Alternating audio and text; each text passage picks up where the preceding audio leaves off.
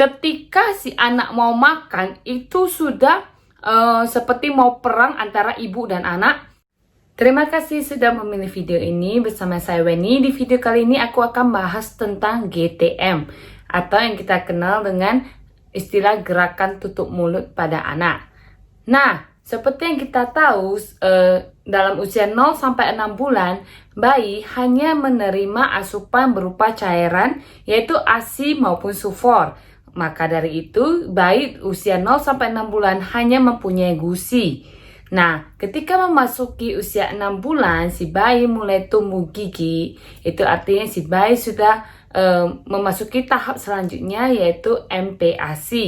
MPASI adalah makanan pendamping ASI. Tapi tidak sedikit juga banyak moms yang menemui rintangan-rintangan dalam memberikan MPASI. Salah satu ketakutan moms yang paling besar ketika anak mulai memasuki tahap MPASI yaitu GTM, gerakan tutup mulut pada anak, ataupun anak menolak makan. Anak juga adalah manusia, tidak ada anak yang tidak suka makan. Mungkin terkadang orang tua ada yang berpikir, apalagi kalau misalnya moms ini tidak pandai masak. Aduh, ketika si anak mulai si anak mulai menolak makan, akan mulai timbul pikiran di benak moms. Waduh, apakah masakan yang saya buat itu tidak enak banget ya sampai anakku tidak mau makan? Atau apakah karena tidak pandai masak, moms itu kadang bisa stres karena anak itu tidak mau makan masakan ibunya sendiri. Makanya banyak juga moms yang mulai beralih ke makanan instan atau yang MPASI terverifikasi. Tetapi untuk moms yang misalnya jago masak, ketika anak melepeh, anak tidak mau makan, moms itu juga akan berpikir, waduh, aku tuh kayaknya masaknya udah standar bintang 5, kenapa anakku itu masih melepeh? Kenapa anakku itu tidak mau makan? Kenapa anakku itu tutup mulut terus? Nah, moms juga harus perhatikan beberapa hal ketika memberikan MPASI kepada sang anak. Oke, mungkin ketika moms memberikan MPASI ada perantara atau ada gangguan berupa gadget ataupun televisi. Moms bisa mengurangi gadget atau televisi kepada anak saat MPASI. Ketika anak mulai melepeh, anak tidak mau buka mulut, maka moms akan mulai bingung karena moms pasti merasa anaknya sudah menghadapi yang namanya GTM atau gerakan tutup mulut. Apalagi moms pasti sebelum anak mulai MPASI, moms sering searching tentang MPASI dan pasti akan keluar yang informasi-informasi seputar tentang GTM.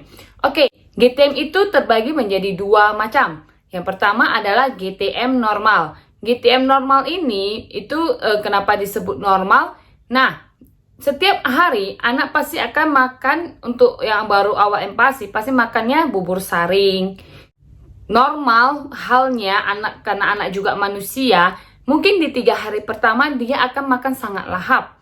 Di hari keempat dia mungkin akan melakukan GTM. Moms pasti ketika 3 hari pertama itu, wah, anakku makannya lahap banget kan. Nah, di hari keempat rupanya anaknya GTM. Moms langsung down dan sedih. Apalagi kalau misalnya di hari kelima masih GTM, moms pasti sedih. Kenapa bisa terjadi hal seperti itu? Tadi sudah aku katakan, anak itu juga manusia. Ketika di 3 hari pertama dia makannya lahap, di hari keempat dia GTM, itu karena mungkin dia merasa bosan dengan masakannya, ataupun sedang mengalami yang namanya tumbuh gigi. Jadi GTM normal itu masih bisa ditoleransi selama anak hanya mengalami GTM di hari-hari tertentu, misalnya di mungkin hari ini GTM, besok enggak, ataupun nanti minggu depannya ada GTM. Itu normal, itu hal yang wajar karena anak juga bisa merasa bosan dengan masakan.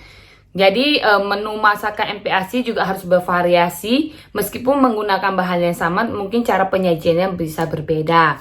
Oke, yang kedua ini ada GTM abnormal. GTM abnormal ini terjadi apabila ketika si ibu atau ketika mas mau memberikan MPASI kepada anak, itu sudah seperti mau perang antara ibu dan anak. Jadi anak itu sama sekali tidak mau buka mulut, dan ibu itu sudah sangat stres ketika memikirkan, waduh, udah mau jam makan siang nih, udah mulai stres duluan karena itu udah kayak perang antara ibu dan anak itu. Karena ibunya pikir, aduh, udah mau jam 12 nih, udah mau waktunya anakku makan, gimana nih, gimana. Ya, itu biasanya itu disebut dengan GTM abnormal. Dan biasanya untuk GTM abnormal itu pasti akan berpengaruh pada berat badan sang anak. Karena anak tidak mau buka mulut sama sekali, otomatis berat badan anak pasti akan turun sedikit demi sedikit. Dan biasanya anak itu tidak mau makan, hanya mau menyusu atau hanya mau minum susu. Oke, kalau sudah GTM abnormal gimana dong? Nah, kita sebelum cari solusi GTM abnormal, kita harus tahu dulu apa penyebab GTM abnormal ini. Nah, kita langsung mulai saja. Yang pertama, penyebab GTM abnormal. Penyebab yang pertama itu biasanya dari orang tua. Kenapa orang tua? Orang tua kadang tidak memahami bahwa MPASI itu adalah bagian yang paling sulit untuk si bayi. Kenapa paling sulit? Karena di 6 bulan pertama kehidupannya, si bayi hanya menerima yang namanya cairan berupa ASI ataupun sufor berbentuk cairan. Ketika mulai MPASI, si bayi harus belajar yang namanya tekstur, belajar yang namanya menelan, belajar yang namanya mengecap, belajar makan melalui sendok. Itu sangat tidak mudah untuk anak.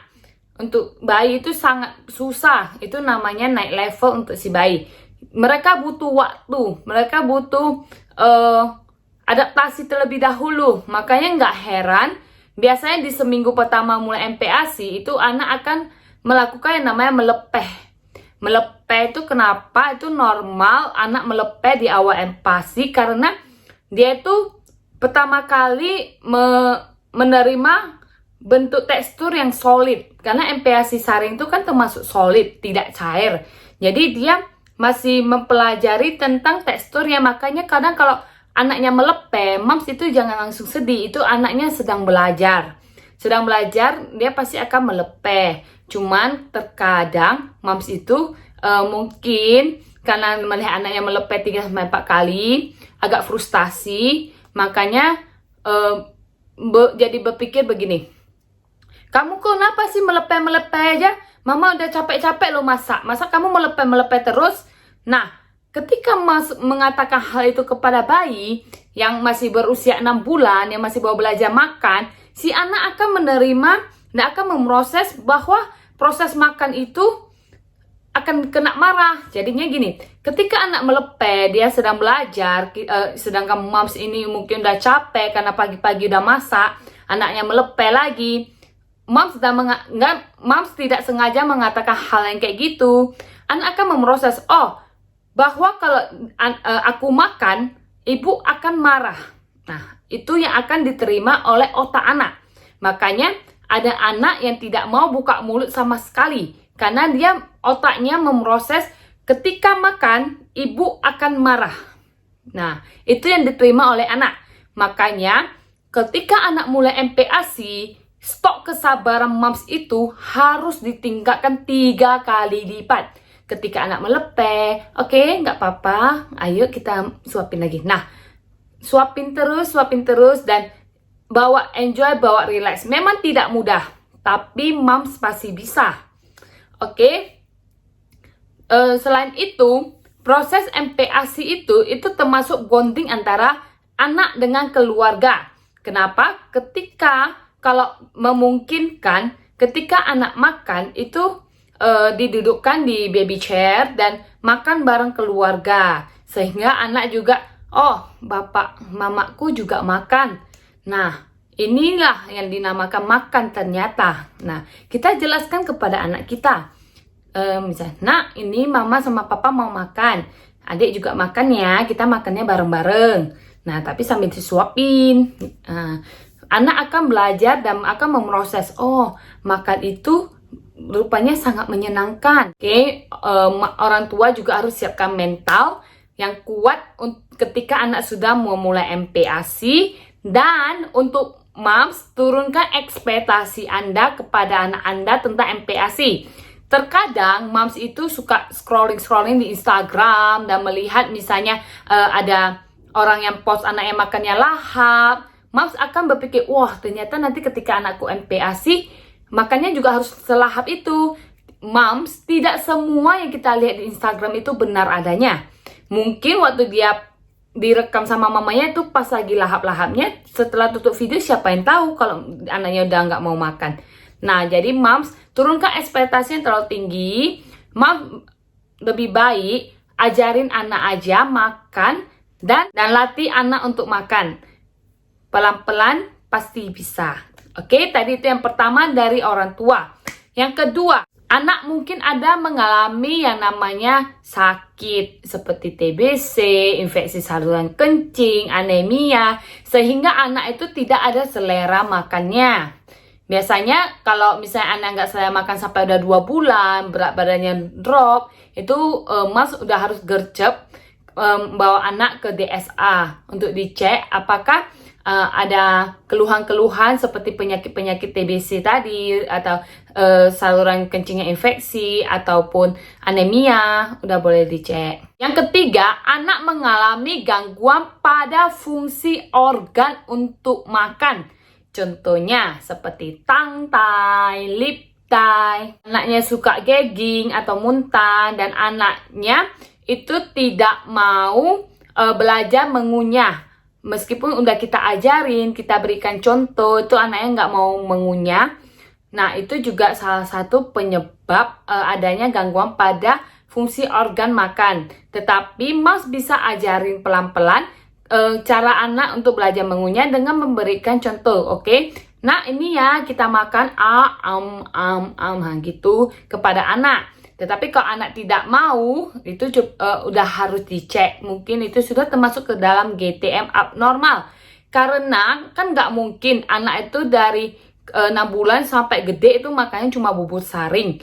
Oke?